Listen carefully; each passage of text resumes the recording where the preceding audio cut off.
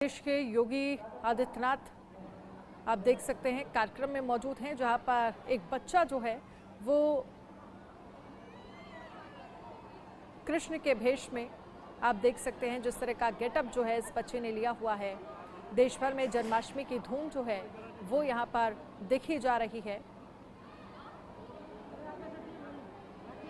और इस बच्चे को उपहार देते हुए उत्तर प्रदेश के सीएम योगी आदित्यनाथ नजर आ रहे हैं। और ये कार्यक्रम की तस्वीरें हम आपको दिखा रहे हैं जहां पर उत्तर प्रदेश के सीएम योगी आदित्यनाथ इस वक्त मौजूद हैं। किस तरह से जन्माष्टमी की जो धूम जो है वो देश भर में देखी जा रही है। और ये तस्वीरें जो है वो गोरखपुर की हम आपको दिखा रहे हैं जहां पर कृष्ण जन्मोत्सव को लेकर एक कार्यक्रम जो है जिसका आयोजन किया गया है। और उस कार्यक्रम की ये तस्वीरें जहां पर छोटे छोटे बच्चे जो हैं वो कृष्ण के भेष में नजर आ रहे हैं। उस तरह का कि उनकी ड्रेसेस जो हैं वो पहने हुए हैं, माथे पर मुकुट लगाए हुए हैं, पीले रंग की का जो पोशाक है जो ये कहा जाता है कि कृष्ण को बहुत ज़्यादा प्रिय थी, उसी पोशाक में ये बच्चे जो हैं वो नज़र आ रहे हैं। और एक एक बच्चे यहाँ पर स्टेज पर पहुँच रहे हैं जिनको उत्तर प्रदेश के सीएम योगी आदित्यनाथ उपहार दे रहे हैं, उन्हें उपहार भेंट कर रहे हैं।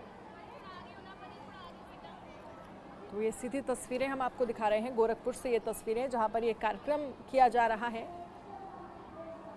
देखिए एक और एक छोटा बच्चा यहां पर पहुंचा।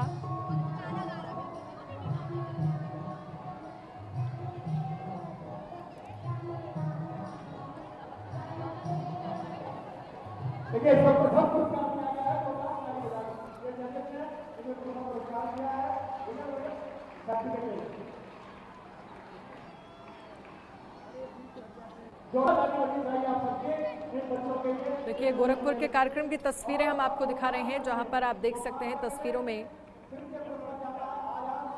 सीएम योगी आदित्यनाथ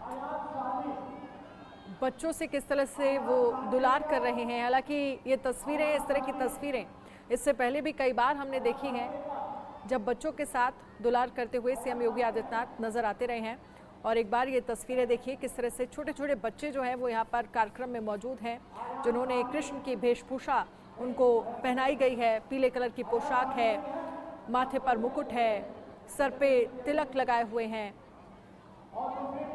और उनकी तरफ से यहाँ पर कार्यक्रम, सांस्कृतिक कार्यक्रम की प्रस्तुति जो है वो दी जा रही है जिन्हें सीएम योगी आदित्यनाथ की तरफ से उपहार भेंट किया जा रहा है।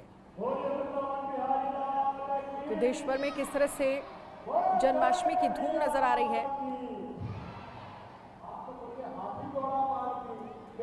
कन्हैया के जन्म के साथ ही जयकारे जो हैं वो गूंजते हुए नजर आ रहे हैं।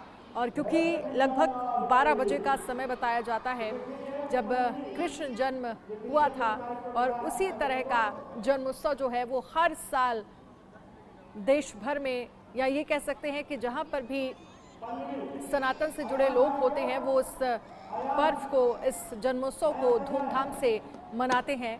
और ये तस्वीरें जो हैं वो गोरखपुर से हम आपको दिखा रहे हैं जहां पर छोटे छोटे बच्चे जो हैं वो कार्यक्रम की प्रस्तुति दे रहे हैं, कृष्ण की वेशभूषा में नजर आ रहे हैं, उसी तरह के पोशाक उन्हें पहनाई गई है, उसी तरह का तिलक लगाया गया है, माथे पर मुकुट है। और मुझे लगता है कि इस पर हमें हमारे साथ जो खास मेहमान पूजा जी बनी हुई हैं, साथी मान्या हमारे साथ हैं, क्योंकि पूजा जी हम बात कर रहे थे कि किस तरह से चांदी की आप बंसी के बारे में बता रही थी कि कितनी महत्वपूर्ण है और आज उसे पूजा में रखकर आप कैसे उसके ज़रिए उसका अपने साथ रखकर चीज़ें जो हैं अगर आपके जीवन में किसी तरह की कोई कठिनाई आ रही है तो उसको दूर कर सकते हैं, क्या महत्व है?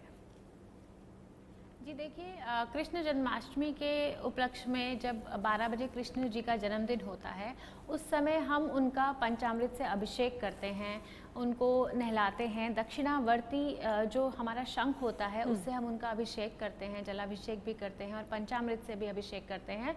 साथ ही उन्हें चंदन का तिलक लगाते हैं और पूजा में पान का पत्ता भी हम डालते हैं। और इसके साथ ही जो हम हैं उन्हें झूला भी झुलाते हैं। तो क्या क्या चीज़ें अर्पित करनी चाहिए इसके बारे में हम बात कर रहे थे। तो सबसे पहले तो देखिए, बांसुरी के बिना तो हम अपने किशन कन्हैया के बारे में सोच भी नहीं सकते हैं, क्योंकि बांसुरी जो थी उनकी सबसे विशेष थी। और बांसुरी के लिए हम क्या कर सकते हैं कि हम कृष्ण जी को चांदी की बांसुरी अर्पित कर सकते हैं, और चांदी की बांसुरी अर्पित करने के बाद हम क्या कर सकते हैं, हम उस बांसुरी को, चांदी की बांसुरी को अगर अपने पर्स में रखते हैं तो हमारा जो पर्स है वो धन धान्य से भरा रहता है। बांसुरी से हमारे संबंधित बहुत सारे उपाय होते हैं। यदि हम बांसुरी को, दो सीधी बांसुरी को अपने ऑफिस के बाहर, अपनी शॉप के बाहर सीधा करके यदि हम मुख्य द्वार पर अगर हम लगा दें तो हमारा जितना भी ये बिजनेस है उसकी ग्रोथ होनी शुरू हो जाती है। साथ ही श्री कृष्ण जन्माष्टमी के अवसर पर जो हम अर्पित करते हैं उसकी हम बात कर रहे थे कि तुलसी का जो पत्ता होता है वो पूजा में बहुत ही महत्वपूर्ण माना जाता है। साथ ही हम दक्षिणावर्ती शंख से उनका अभिषेक करते हैं, श्री कृष्ण को झूला झुलाते हैं, और इसके अलावा चंदन का टीका भी हम लगाते हैं जो बहुत ही महत्वपूर्ण होता है। और इसके अलावा हम जो आज के दिन पीला फूल, पीली मिठाई, पीले वस्त्र उन्हें अर्पित करते हैं। साथ ही उनका जो फेवरेट भोग है माखन और जो दही और मिश्री का उनको भोग लगाया जाता है। और आज के दिन यदि आप एक गाय और बछड़े का छोटी सी अगर मूर्ति अगर अपने घर में स्थापित करते हैं तो आपके यदि कोई संतान संबंधित समस्याएं हैं तो वो समस्याएं दूर हो जाती हैं और आपका जो घर में जो है धन धान्य की वर्षा होनी शुरू हो जाती है। इसके अलावा मोर पंख जो होता है, मोर पंख के बिना तो हम श्री कृष्ण जी की जो छवि है उसको हम सोच भी नहीं सकते हैं। तो मोर पंख अर्पित करना बहुत ही ज़रूरी होता है, और मोर पंख यदि हम अर्पित करने के बाद उसे अपने घर के मंदिर में रखें तो घर की जितनी भी नकारात्मक ऊर्जा होती है, जितनी भी नेगेटिविटी होती है वो दूर हो जाती है और घर में सकारात्मक ऊर्जा का निर्माण होता है, और साथ ही हमारे घर में बहुत ज़्यादा तरक्की भी होती है। ठीक है। और इसके साथ ही मान्या से भी ज़रा मैं समझना चाहूँगी, क्योंकि आज के दिन भगवान का जो श्रृंगार होता है, क्योंकि सबसे पहले तो शुरुआत जो है वो स्नान से होती है और उसके बाद जब पूरा श्रृंगार किया जाता है, उन श्रृंगार का क्या महत्व है? अगर हम बात बांसुरी की करें जो बहुत महत्व है कृष्ण के लिए, और साथ ही मोर पंख की करें, तो ये सारी चीज़ें कितनी महत्वपूर्ण हो जाती हैं आज के दिन? देखिए, हम अगर कृष्ण को सोचते हैं तो सबसे पहले हमें याद आता है उनका मोर पंख जो उनके सिर पे सजाता है। वो जो मोर पंख है उसमें देखिए कितने रंग होते हैं। जिस तरीके से उसके रंग हैं उसी तरीके से हमारी लाइफ में कितने उतार चढ़ाव, हमारी ज़िंदगी में कितने उतार चढ़ाव आते हैं, कभी खुशी तो कभी गम बना ही रहता है। उसी तरीके से जो मोर पंख है ये कृष्ण का जो है हमें रास्ते पर, सही रास्ते पर उतार चढ़ाव के साथ चलने को सिखाता है। ये जो मोर पंख है ये पॉजिटिविटी तो लेकर आता ही है, इसके साथ साथ यह अगर आप अपने घर के ईस्ट डायरेक्शन में लगाते हैं तो आपको अच्छी कनेक्टिविटी भी देता है। अगर यही मोर पंख अगर आप अपने बच्चे के बुक्स में रख लेते हैं तो वह उसका जो मन है वह पढ़ाई में लगने लगता है। अगर यही मोर पंख आप अपने वर्क स्टेशन पे रख देते हैं, जहां आप काम करते हैं वहां उस बिजनेस डेस्क पे रख लेते हैं तो वहां पर भी आपके बिजनेस को भी ये जो है आगे बढ़ाता है। तो देखिए, एक मोर पंख और कितने अलग अलग उसके रूप और कितने अलग अलग उसकी जो है पॉजिटिविटी आप एक मोर पंख से ले सकते हैं। तो कृष्ण ने एक उनके हर एक छोटे छोटी चीज़ों में आज के लाइफ मैनेजमेंट की हर चीज़ छुपी हुई है। किस तरीके से उन्होंने जो बांसुरी वो बजाते थे, अब वो जो बांसुरी बजाते थे वो बांसुरी इसलिए बजाते थे ताकि जो लोगों के कष्ट हैं वो उन कष्टों को हर सके। जब वो गाय को चराने लेकर जाते थे तो उनकी बांसुरी से उन गायों की जितनी भी परेशानियां होती थी वो सब हट जाती थी। इसी तरीके से जो बांसुरी होती है अगर आप अपने घर में रखते हैं, अपने घर में किसी भी जहाँ पर भी आपके घर में वास्तु दोष है वहाँ उसको लगाते हैं तो उसका जो आपका घर का वास्तु दोष है वह खत्म हो जाता है। इसके अलावा जो बांसुरी होती है वह बांसुरी जो है आपके घर में पॉजिटिविटी तो लेकर आती ही है, साथ में आपकी ज़िंदगी में बहुत सारी खुशहाली लेकर आती है। जिस तरीके से उसकी मधुर आवाज़ होती है इसी तरीके से हमारे स्पेस एलिमेंट को वो बैलेंस करती है। इस तरीके से मोर पंख भी अगर हम देखें, अगर काल सर्प योग का भी अगर हम सोचें तो काल सर्प योग के लिए सबसे अच्छा जो माना जाता है वह माना जाता है आपका मोर पंख। जो काल सर्प योग होता है उसमें सबसे पहले कहा जाता है कि आप अपने घर में जो है मोर पंख रखें, तो मोर पंख काल सर्प योग को भी जो है काटता है। इसी तरीके से अगर हम देखें उनकी हर चीज़, उनको जो श्रृंगार किया जाता है, पीताम्बर जो उन्हें पहनाया जाता है, पीले वस्त्र धारण कराए जाते हैं, वो जो है वो भी अपने आप में समानता का जो है रूप है। जो पीले रंग के वस्त्र हैं वो ये दिखाते हैं कि अपनी ज़िंदगी को किस तरीके से आपको पीताम्बर की तरह, एक गोल्ड की तरह अपनी ज़िंदगी को चमकाना है। जी, यही अपनी लाइफ को किस तरीके से आपने आगे बढ़ाना है और अपनी लाइफ को किस तरीके से आगे लोगों की मदद करते हुए आगे पहुंचाना है। बिल्कुल मान्या, क्योंकि आपने कृष्ण की बात की और फिर लाइफ मैनेजमेंट की बात की, आज के लोगों को क्या सीखना चाहिए, लाइफ मैनेजमेंट को लेकर क्या चीज़ें सीखना चाहिए, इस पर भी मैं आपसे आगे विस्तार से समझूंगी। लेकिन हमारे साथ लगातार संवाददाता हमारे तमाम जगहों से जुड़े हुए हैं। मार्तंड हमारे साथ उत्तर प्रदेश में है, रायपुर से हमारे साथ दीपक हैं, और साथ ही अगर हम बात करें अजय जम्मू कश्मीर से, और वहाँ से भी जो तस्वीरें आ रही हैं वो वाकई तस्वीरें जो हैं वो मन मोह लेने वाली हैं, क्योंकि हर तरफ सिर्फ और सिर्फ फूलों की मालाएं दिख रही हैं, भक्त नजर आ रहे हैं। और मार्तंड, सबसे पहले मैं आपका ही रुख कर लेती हूँ, लखनऊ में इस वक्त आप बताइए जरा किस मंदिर में मौजूद हैं, और क्योंकि हम देख रहे हैं पीछे सिर्फ और सिर्फ भक्तों की लंबी लंबी कतारें दिख रही हैं। जी बिल्कुल, देखिए सबसे पहले तो एक चीज़ मैं बताना चाहूँगा कि यहाँ पे बारिश हो रही है और लोगों का ये मानना है कि बिल्कुल वैसा ही वातावरण है जैसा कि कभी जो है जब श्री कृष्ण का जन्म हुआ होगा उस द्वापर युग में, जिस समय ऐसा रहा होगा, बाहर हल्की बारिश है। और यहाँ देखिए भक्तों की जो है लंबी कतार है। यहाँ पे लोग जो है अपने बच्चों को कान्हा बनाकर यहाँ लेकर आए हैं। सीधे इनसे बात करने की कोशिश करते हैं, क्या कहना चाहेंगे? अंदर बहुत भीड़ है आज जन्माष्टमी, बहुत भीड़ है, बहुत श्रद्धालु भक्त आए हैं लोग यहाँ पे, और इसका काम बहुत तेजी से हो रहा है, अंतर्राष्ट्रीय मतलब बन रहा है इस्कॉन। मतलब जन्माष्टमी पे क्या कहना चाहेंगे? जन्माष्टमी भी बहुत अच्छा से धूमधाम से मनाया जाता है, बहुत गत वर्षों से पुराना है, और बहुत श्रद्धालु भीड़ आते हैं, मतलब कोई इसका लिमिट नहीं है। चलिए बिल्कुल, मैं अभी जो है आपको अंदर की तस्वीरें दिखाना चाहूँगा। ये तो मंदिर के बाहर, चूंकि अंदर भीड़ इतनी ज़्यादा है कि तो अभी आपको अंदर की तस्वीरें दिखाऊंगा। यहाँ पे देखिए एनर्जी का लेवल देखिए आप, जिस तरीके से जो है भक्त जो है नाच रहे हैं, गा रहे हैं। यहाँ पे जो है लगातार जो है हरे कृष्ण हरे राम का नारा लग रहा है। लोगों को इंतजार है 12 बजे का, जब भगवान अवतरित होंगे इस धरती पे। क्योंकि अगर आप देखें तो यहाँ पे जो लोगों की भीड़ दिख रही है, लोग उसी क्षण के इंतजार में हैं। क्योंकि श्री कृष्ण का पूरा अगर जीवन जब हम देखेंगे तो वो हर मायने में लोगों को प्रेरणा देता है। श्री कृष्ण जब बालक होते हैं तो पूरे विश्व की जो माताएं हैं वो चाहती हैं कि उनके पुत्र जो है वो श्री कृष्ण से मिलता जुलता हो। श्री कृष्ण जब किशोरावस्था में पहुँचते हैं और जिस तरीके से उनके बाल सखा बनते हैं, दोस्त बनते हैं, तो उसमें जो है हर एक दोस्त चाहता है कि श्री कृष्ण जैसा सखा उसका भी हो।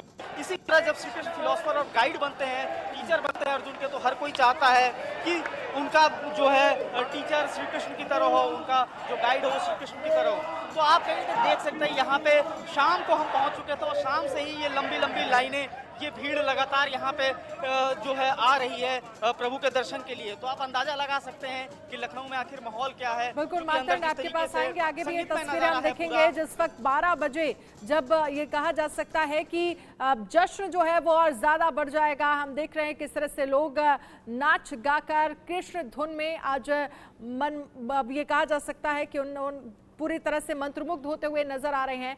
हमारे साथ अजय जांड्याल भी बने हुए हैं जम्मू कश्मीर से।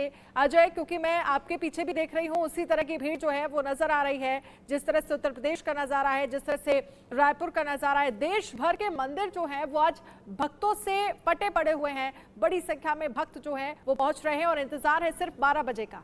अजय,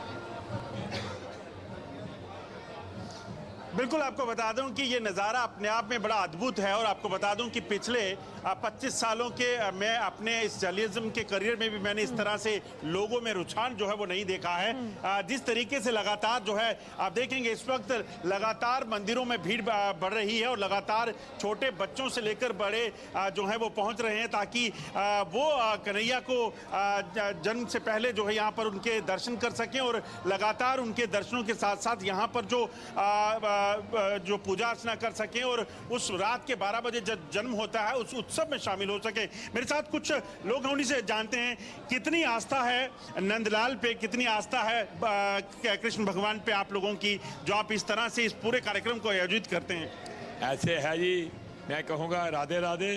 और ये प्रभु की इतनी आशीर्वाद है कि आज पूरा जम्मू यहाँ पहुँचा हुआ है आशीर्वाद लेने के लिए। कृष्ण भगवान जी की, कन्हैया जी की। मैं सबको यही कहूँगा कि भगवान इतनी आशा है कि आप सोच भी नहीं सकते हो, और जो इधर आता है अपनी मनोकामना पूरी करता है। मैं एक मिनट रोकूंगा, आपको बता दूं, कैमरामैन से कहूंगा वो शॉट्स दिखाता रहे लगातार किस तरह से लोगों की भीड़ उमड़ी हुई है। जी, ये प्रभु की कृपा इतनी है कि पूरा जम्मू यहाँ पहुँचा हुआ है देखने के लिए, और हर आदमी यही दुआ करता है प्रभु के आगे। बच्चे, बूढ़े, जवान, बच्चे सब आते हैं और दुआ करते हैं कि हमारी ये मनोकामना पूरी हो, और भगवान पूरी करते हैं। आज का दिन ऐसा है, कन्हैया का जन्मदिन है, और 12 बजे, और आप भी जो सुनेंगे वो आएँ और यहाँ के आगे आशीर्वाद दें और आगे अपनी मनोकामना पूरी करें, मनोकामना पूरी करें। और यही आस्था जो है वो कहीं ना कहीं कन्हैया से भक्तों को जोड़े हुए है, और छोटे छोटे बच्चों को जो है नंदलाल के रूप में जो है यहाँ पर देखा जा रहा है। और यहाँ छोटी छोटी राधा जो है, मैं आपको बता दूं कि यहाँ पर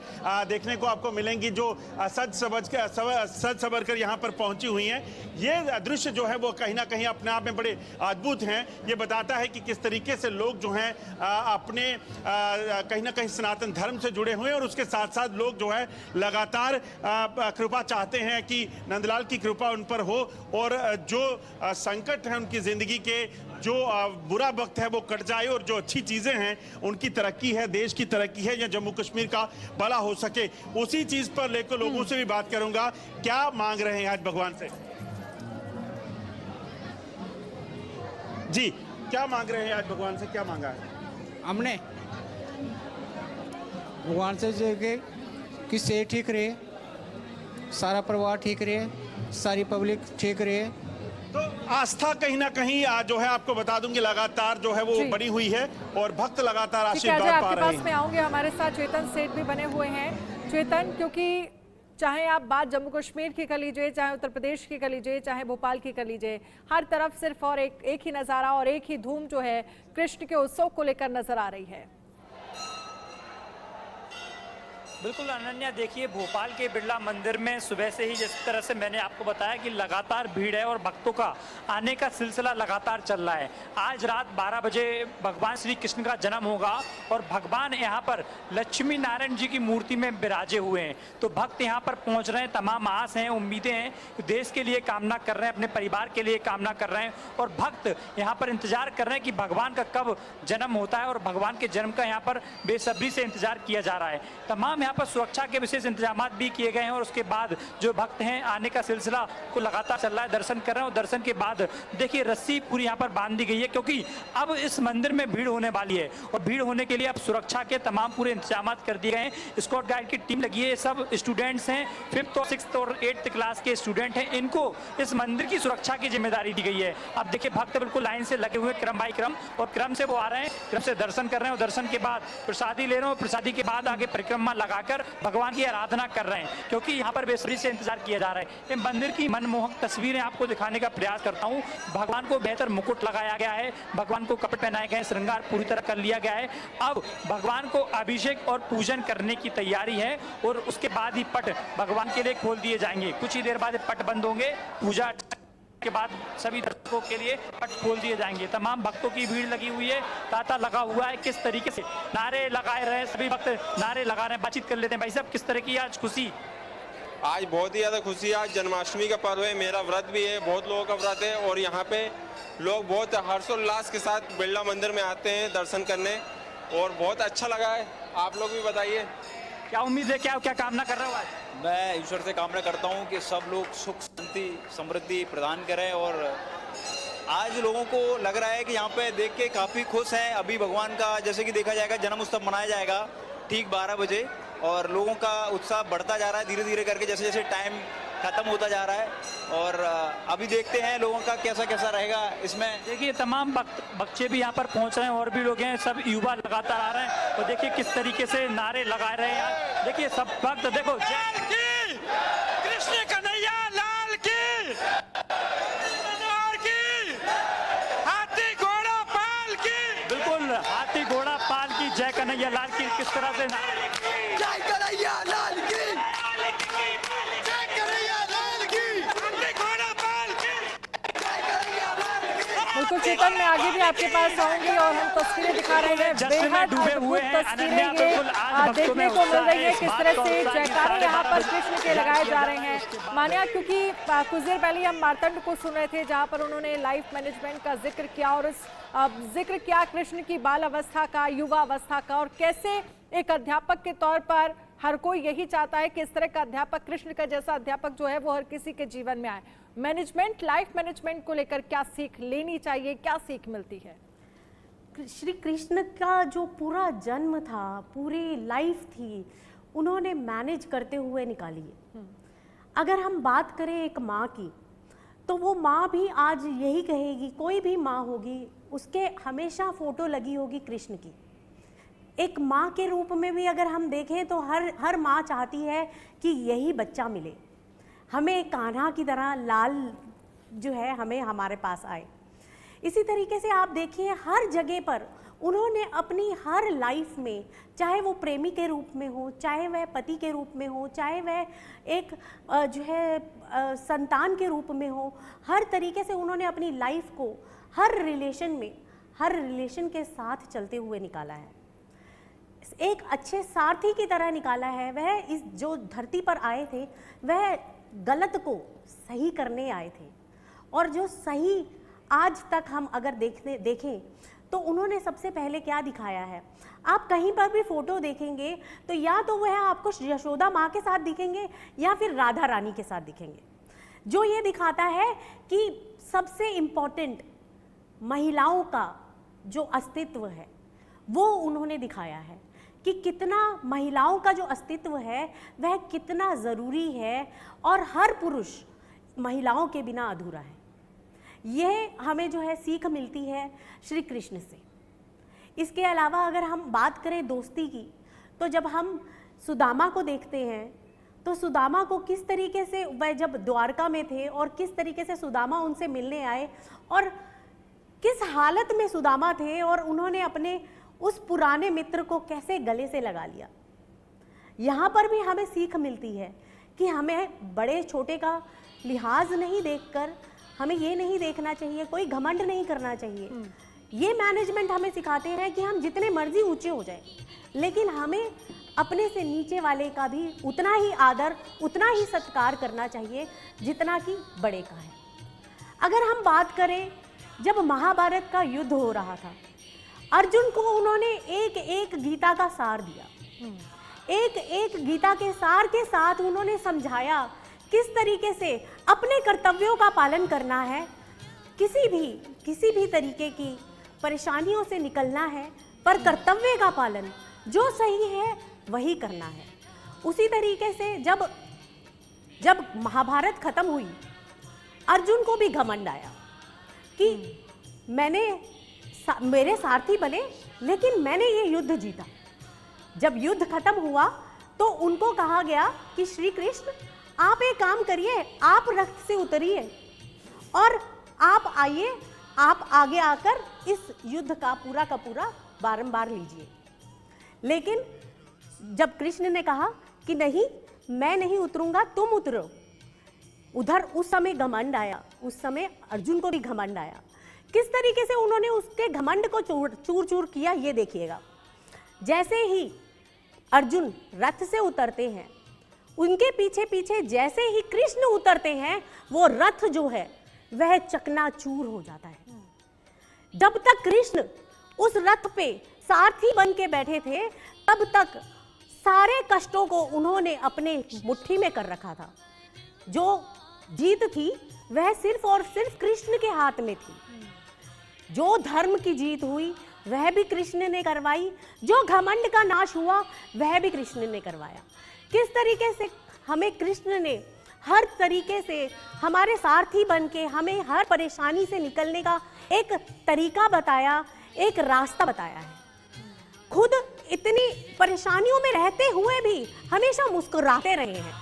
यही हमें सीख मिलती है कि हम भी अपनी हर परेशानी को भूलकर मुस्कुराते रहें और अपनी हर परेशानी से, हर चीज़ की हर परेशानी से हम डट कर मुसीबत का सामना करते रहे। ये हमें मैनेजमेंट में उन्होंने, लाइफ के मैनेजमेंट में हमें यही बिल्कुल, सबसे कम ही बेस्ट देखा जाता है उन्होंने कि सिखाया। लोग परेशानियों का मुकाबला हंसकर और डटकर करें। पूजा, आपसे मैं यहाँ समझना चाहूंगी, क्योंकि बात यहाँ पर गीता के सार की हुई, गीता के जरिए क्या उपदेश दिया श्री कृष्ण ने और इससे हमें आम लोगों को क्या सीख लेनी चाहिए? जी ज़रूर। देखिए, जिस प्रकार युद्ध क्षेत्र में श्री कृष्ण ने, जब अर्जुन ने अपने सारे शस्त्र त्याग दिए थे, क्योंकि उनके सामने उनका पूरा परिवार था, उनकी हिम्मत नहीं हो रही थी अपने ही घर वालों के अगेंस्ट जाके युद्ध करने की, तो उस टाइम श्री कृष्ण ने गीता का सार उन्हें समझाया, उन्हें ज़िंदगी का सार समझाया और उस ज़िंदगी के सार में उन्होंने बहुत सारी बातें करी, बहुत सारे संदेश हमें दिए जो यदि हम अपने जीवन में उतार लें तो हमारा जीवन जो है वो बहुत ही सुगम हो जाएगा। तो सबसे पहले तो उन्होंने ये बात बोली थी कि जो हो गया वो अच्छा था, जो हो रहा है वो भी अच्छा है और जो होगा वो भी अच्छा ही होगा और यही नियम सच्चा है। उन्होंने बोला था कि वर्तमान में जीना सीखिए। जो आपके भूतकाल में हो गया, जो आपके भविष्य काल में होने वाला है, यदि आप उसकी चिंता करेंगे तो आप अपनी ज़िंदगी जो है सुगम तरीके से नहीं जी पाएंगे। इसलिए भय मुक्त और चिंता मुक्त होकर अपना जीवन व्यतीत करें। साथ ही उन्होंने ये बात भी बोली थी कि जो आत्मा जो है वो अमर है।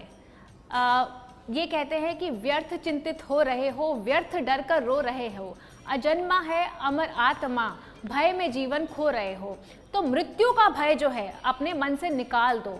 आत्मा जो है वो अमर है और साथ ही जो आत्मा जो है वो सिर्फ काया बदलती है। ये जो हमारा शरीर है ये पंच तत्वों से बना है और ये पंच तत्वों में ही विलीन हो जाएगा। इसीलिए मृत्यु के भय को अपने मन से उतार कर अपने कर्तव्य का पालन करो, ये उन्होंने दूसरा संदेश दिया था। तीसरी बात उन्होंने जो बोली थी कि जो हमारे सबसे बड़े शत्रु हैं वो है काम, क्रोध, मोह और लोभ। यदि हमने इन शत्रुओं पर विजय पा ली तो हमारी जिंदगी जो है बहुत ही सुगम हो जाएगी। जब हम क्रोध करते हैं तो जो हमारा दिमाग है, जो बुद्धि जो होती है वो भ्रष्ट होती है और जब हमारी बुद्धि भ्रष्ट होती है तो ऐसे में क्या होता है, नकारात्मक सोच हमारे मन में आती है और जब हमारे नकारात्मक सोच आती है तो हम गलत कार्य करने को तत्पर हो जाते हैं। और जब हम गलत कार्य करते हैं तो एक और चीज़ इसमें गीता के सार में श्री कृष्ण ने कही थी कि यदि आप जो भी कर्म करेंगे उस कर्म का फल आपको भुगतना ही पड़ेगा। इसीलिए जब भी कोई कर्म करें तो बहुत ही सोच समझ कर करें, क्योंकि जो भी आप कर्म करेंगे उसका 1000 गुना फल आप पर लौट कर आएगा। यदि आप अच्छा करेंगे तो अच्छा होगा, बुरा करेंगे तो बुरा होगा। इसलिए कर्मों का फल जो है उसको उन्होंने बहुत श्रेष्ठ माना है और अच्छे कर्म को करने के लिए प्रेरित किया है। साथ ही उन्होंने ये भी बताया कि जो है समय चक्र जो है ये जो है बदलता रहता है। Change is the only thing which is constant.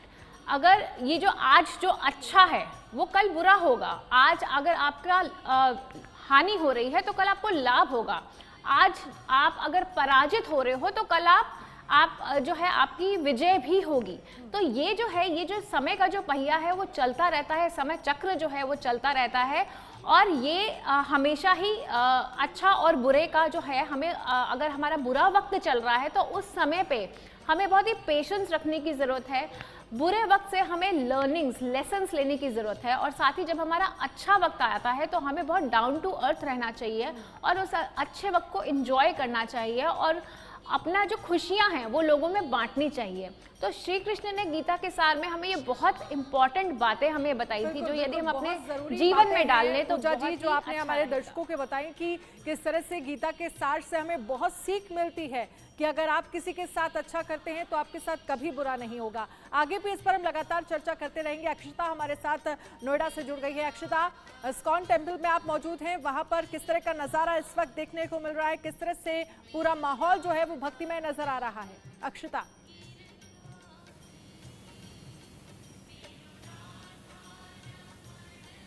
किस तरीके से सिक्योरिटी लगाई गई है, क्योंकि अमित शाह आने वाले हैं, गृह मंत्री अमित शाह यहाँ थोड़ी देर में मौजूद होने वाले हैं। वहीं जन्मोत्सव को लेकर अंदर काफ़ी तैयारी की गई है, लेकिन अभी भक्तों को अंदर नहीं जाने के लिए मना किया गया है, भक्तों को अंदर जाने के लिए, और बाकी सारे गेट बंद किए गए हैं। अभी सिर्फ एक गेट खुला है, 3 नंबर गेट खोला गया है क्योंकि अमित शाह आने वाले हैं। उसके बाद अभी तक कुछ पता नहीं है कि गेट खुलेगा या नहीं खुलेगा भक्तों के लिए।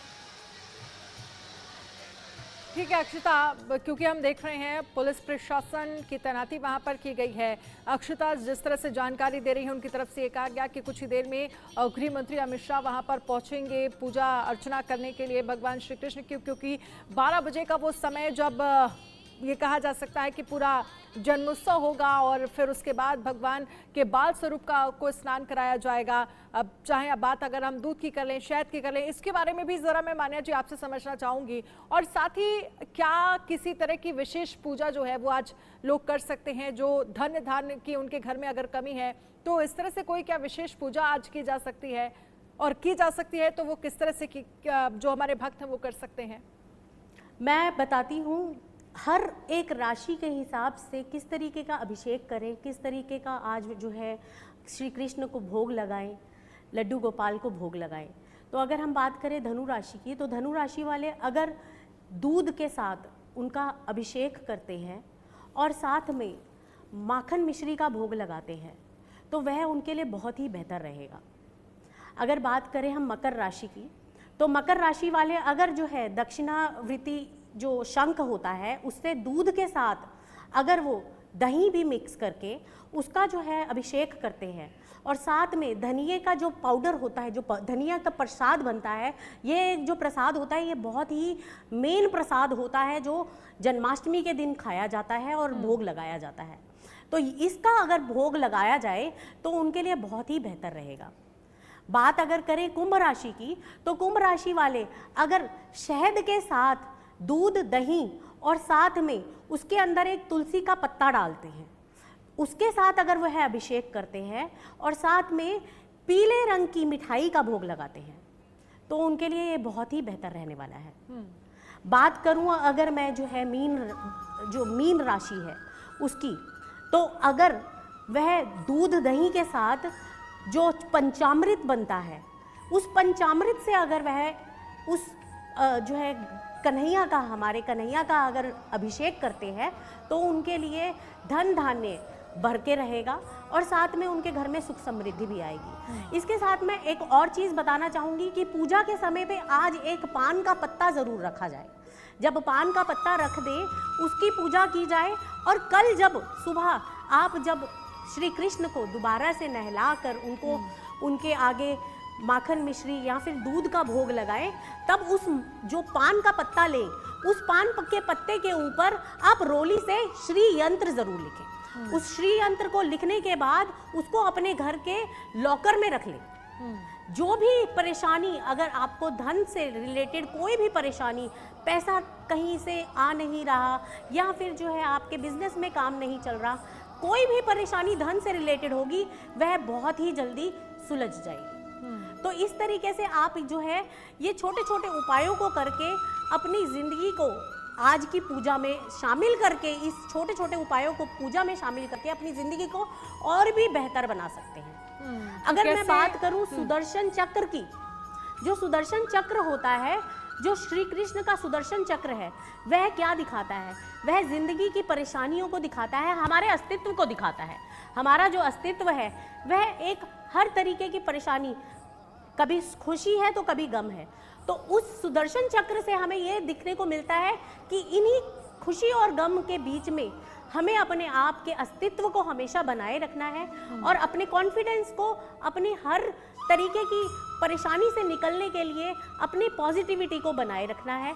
ये सुदर्शन चक्र भी अगर आज आप श्री कृष्ण के आगे एक छोटा सा सुदर्शन चक्र भी देते हैं तो यह भी आपके घर में पॉजिटिविटी और बच्चों में कॉन्फिडेंस और भी बढ़ाएगा।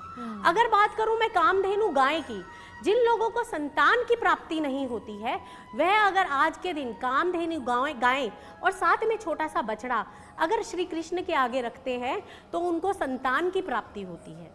इसके साथ साथ जिन्हें संतान की प्राप्ति नहीं होती है, आज वह पूजा में सफ़ेद कपड़े पहने, साथ में वह गोविंद का जो आपका एक मंत्र होता है उस मंत्र का उच्चारण करें, उससे जो है संतान की प्राप्ति 100% हो जाती है। तो आप ये छोटे छोटे उपाय आज के पूजा में करें और अपनी जिंदगी को और भी बेहतर बनाएं। बिल्कुल मान्या जी, आपने बहुत सारी और बहुत महत्वपूर्ण बातें जो हैं वो हमारे दर्शकों को बताई, जिससे कहीं ना कहीं उन्हें ज़रूर लाभ होगा अगर पूजा के समय वो इन बातों का ख्याल रखेंगे।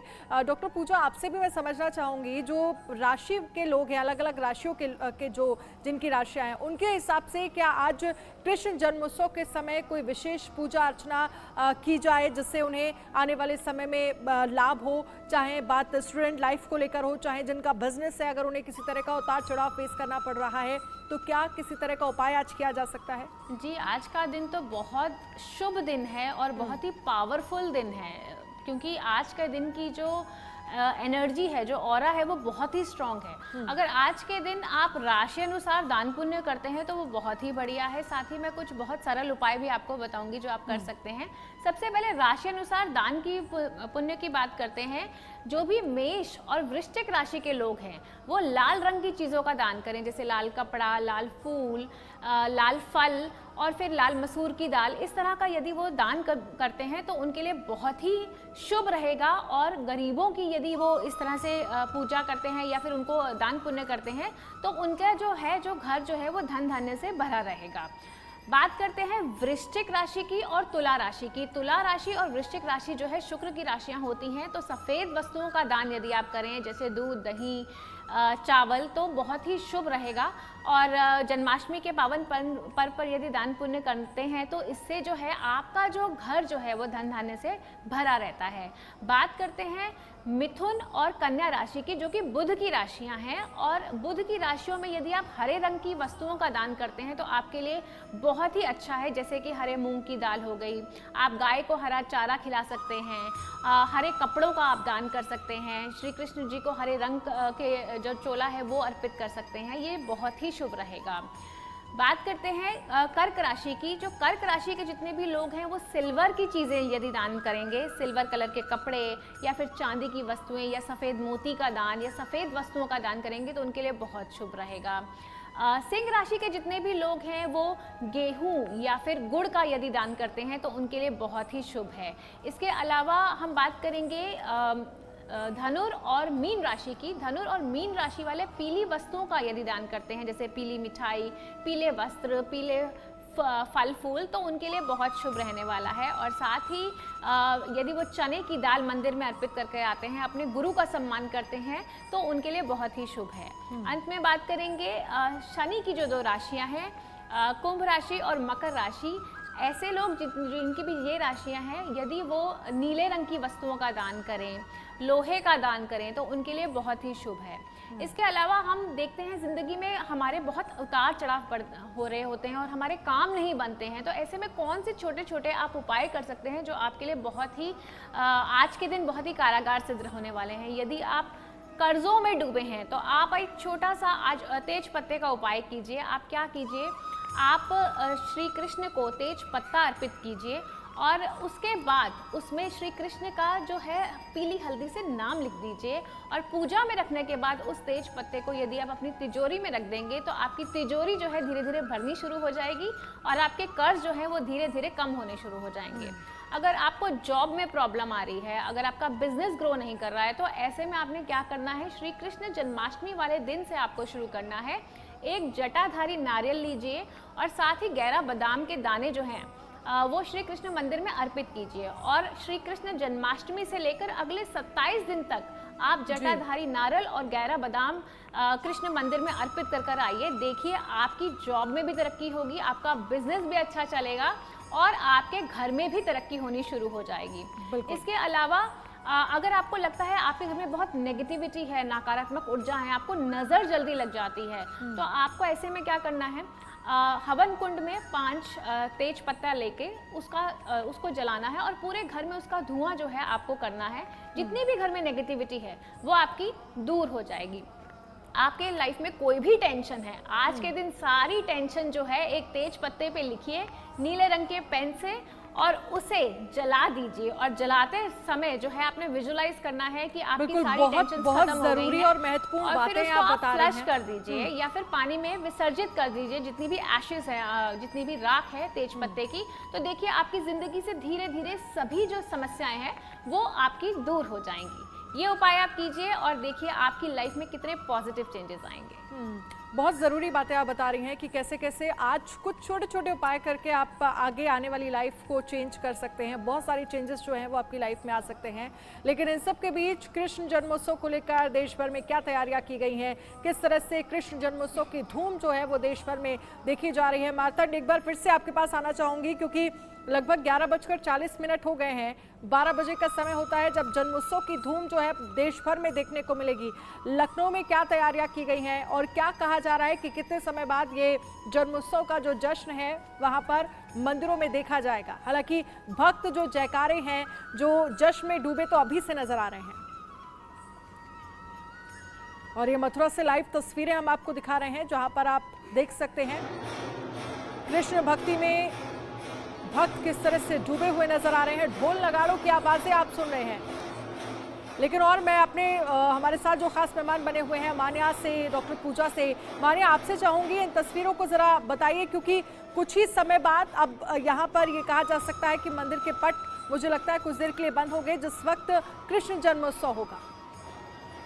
देखिए, आज कृष्ण भगवान का जो जन्म है वह अपने आप में इतना बड़ा, इतना पावरफुल दिन है कि अगर इन फोटोओं को देखा जाए, इन चित्रों को देखा जाए, इन जो वृंदावन में जो धूम मची हुई है कान्हा की, वह आज मन मोह लेने वाली है।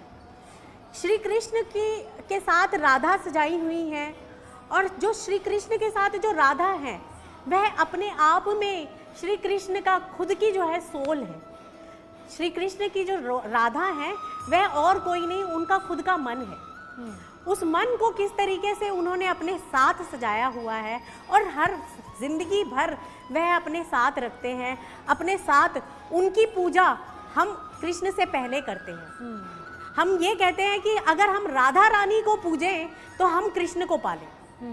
तो आज की जो ये मन मोह लेने वाली जो पवित्र जो मूर्ति है या पवित्र जो चित्र दिखने को मिल रहे हैं, ये अपने आप में ही बहुत बहुत ही अद्भुत है।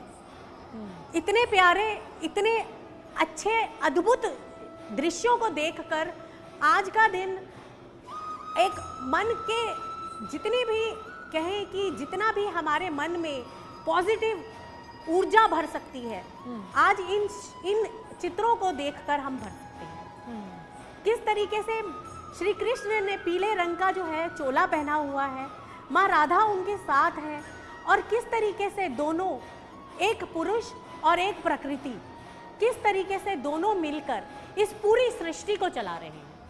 इसी तरीके से हमारी जिंदगी में भी पुरुष और प्रकृति हमारे अंदर ही है।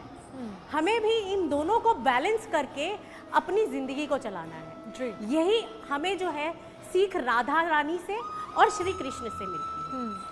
मान्या, बिल्कुल मैं आपके पास आऊंगी और एक बार रुक कर लेते हैं मार्तंड का जो इस वक्त लखनऊ में मौजूद हैं, क्योंकि मार्तंड हम तस्वीरें मथुरा से देख रहे हैं जहां पर तैयारियां सभी पूरी कर ली गई है। कुछ ही देर में पट जो है वो यहाँ पर कुछ देर के लिए ये कहा जा सकता है कि पट गिराए जाएंगे और उसके बाद वो जन्मोत्सव की झांकी देखने को मिलेगी। लखनऊ में क्या तस्वीर देखने को मिल रही है और कितना समय जब वहाँ पर भी इसी तरह का जन्मोत्सव जो है वो देखा जाएगा। बिल्कुल, देखिए इस समय जो है 12 बजने में अब कुछ ही मिनट बाकी हैं और आप देख सकते हैं कि इस समय अब जो है ये भक्तों की जो भीड़ है और ज़्यादा हो चुकी है। हर कोई अंदर जाना चाहता है, अंदर यानी कि हर कोई अपने भगवान का दर्शन करना चाहता है और उसको लेकर आप देख सकते हैं कितनी भीड़ है।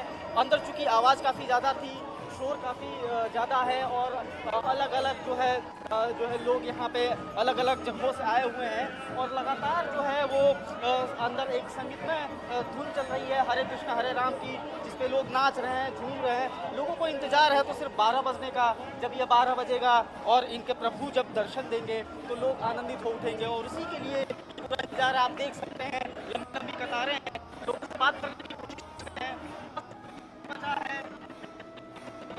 क्या मांगेंगे आप?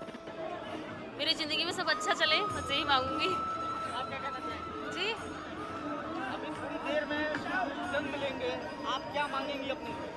सबका उद्धार हो बस। सबका उद्धार हो, जैसा श्री कृष्ण भी कहते हैं कि पूरे विश्व का कल्याण हो, तो इसलिए यही सनातन परंपरा है कि हम पूरे विश्व की बात करते हैं, केवल अपनी बात नहीं करते। आप यहाँ दर्शन करने आए हैं, आप थोड़ी देर में जन्म लेंगे जी, क्या कुछ अंदर आकांक्षाएं हैं, क्या मनोकामनाएं? बस श्री राधे राधे, क्योंकि फॉरेन विदेशी इतना अपना रहे श्री राधे राधे, तो हम तो खुद ही सनातनी है, तो हमारे लिए श्री राधे। मैं वो नहीं, सिर्फ अपने मन से श्रद्धा से आऊँ श्री राधे, क्योंकि हमारे घर के पास स्काई पब्लिक स्कूल है, वहाँ पर श्याम किशोर यादव जी ने फॉरेन मंगाए, विदेश से आए, मतलब कुछ अपने वो कर रहे हैं, तो जब वो बाहर से आकर के हमारे कंट्री में कर रहे हैं, तो हम खुद यहाँ सनातन में पैदा होकर क्यों नहीं कर सकते। ठीक है मार्तंड, मैं आपके पास आऊंगी, हमारे साथ चेतन भी बने हुए हैं। चेतन, क्योंकि कुछ ही समय हम देख ही रहे हैं, लगातार वैदिक मंत्रोच्चारण तो हो ही रहा है, शंख घंटों और की गूंज तो वहां पर नजर आ ही रही है, लेकिन कुछ ही देर में जब बड़ी संख्या में भक्त जो इस वक्त मंदिर में मौजूद हैं वो इस पूरे जलाभिषेक के साक्षी बनेंगे, कुछ ही देर में वो तस्वीरें भी सामने आएंगी। क्या तैयारियां, देखिए यहाँ पर तैयारियां जो है वो पूरी तरह से आप देख सकते हैं किस तरह से फूलों की बारिश जो है वो भगवान के बाल स्वरूप पर की जा रही है। चेतन, अपनी बात पूरी करिए। बिल्कुल अनन्या, देखिए भोपाल में भी अब कुछ ही समय रह गया है जब भगवान कृष्ण के सभी लोगों को पट खोल दिए जाएंगे और दर्शन होंगे, यानी कि भगवान कृष्ण का जन्म होगा। किस तरीके से भक्त यहाँ पर पहुंचे और भक्तों का तांता लगा हुआ है पूरे मंदिर में, केवल एक ही नारा गूंज रहा है, हाथी घोड़ा पालकी जय कन्हैया लाल की। कृष्ण की लीला में तमाम भक्त डूबे हुए हैं, केवल बेसब्री से एक ही इंतजार कर रहे हैं कि कब भगवान श्री कृष्ण के पट खोलें और दर्शन कर सकें। तमाम भक्त भी मेरे साथ मौजूद है, बातचीत करते हैं। अंकल, कितना बेसब्री से इंतजार भगवान कृष्ण के जन्मोत्सव? बहुत ज़्यादा, बहुत बेसब्री है, जैसे भी दर्शन होना है कैसे भी करें। तमाम महिलाएं भी मेरे साथ हैं, इनसे भी समझ लेते हैं। मैडम, किस तरीके से इंतजार कर रही है भगवान कृष्ण के जन्मोत्सव? कुछ ही देर बाद पट खोल दिए जाएंगे, दर्शन होंगे। बहुत अच्छा इंतजार है। सॉरी, भगवान कृष्ण का जन्मोत्सव बहुत हर्षोल्लास से इंतजार कर रहे हैं हम लोग, बहुत मज़ा आ रहा है और ये आप गूंजती हुई आवाज़ सुन सकते हैं, बहुत ही अच्छा लग रहा है, बहुत ही आनंद आ रहा है। Thank you. तो बिल्कुल अनन्या, तमाम भक्त यहाँ पर पहुँचे हैं, किस बेसब्री से इंतजार किया जा रहा है। छोटे नन्हे कृष्ण भी यहाँ पर पहुँचे हैं, देखिए किस तरीके से छोटे नन्हे कृष्ण सो गए गोदी में, माता पिता की गोद में आए छोटे नन्हे, ये भी कृष्ण सजे हुए हैं। सभी माता पिता ये चाहते हैं कि हर संतान श्री कृष्ण की जैसी हो, और यही कारण है कि आज जन्माष्टमी के पर्व पर एक साल पूरा इंतजार करते हैं, और एक साल बाद जब जन्माष्टमी का पर्व आता है तो अपने बच्चे को हर माता पिता सिर्फ केवल एक ही मुख में देखना चाहता है, कृष्ण के तरह देखना चाहता है। और यही कारण है कि आज तमाम बच्चों के साथ यहाँ पर भक्त पहुँच रहे हैं और केवल बेसब्री से एक ही इंतजार कर रहे हैं कि भगवान कृष्ण का अब कुछ ही देर बाद जन्म होगा और तमाम भक्त यहाँ पर दर्शन कर सकेंगे। उससे पहले पूरा मंदिर प्रांगण में भगवान के जयकारों के साथ नारे लगाए जा रहे हैं, भक्त किस तरह से गूंज रहे हैं, पूरा प्रांगण मंदिर में केवल एक ही जयकारा गूंज रहा है। आपके पास आऊंगी।